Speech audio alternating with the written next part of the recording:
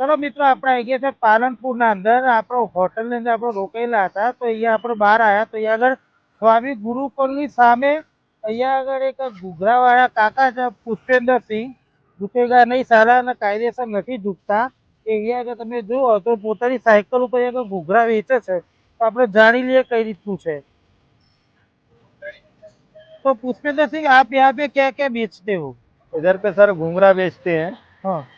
हाँ, सॉस लाल चटनी सभी के साथ में घूंघरा, गर्मा गर्म घूंघरा बेचते हैं। और यहाँ मसालों पे के साथ में यहाँ पार्सल भी करते हैं। जो लोग पार्सल आते पार्सल भी करते हैं, उसमें एक्स्ट्रा भी देते हैं। अपन मेहनत से कमा के खाते हैं। अच्छा, झुकते नहीं हो?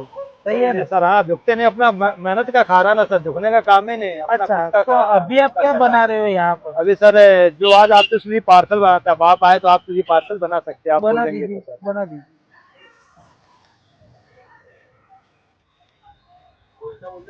अच्छा, तो મિત્રો આ ખાલી 20 રૂપિયાના અંદર 3 ઘૂઘરા આપો છો. આપણે ટેસ્ટ કરી લઈએ ખરેખર.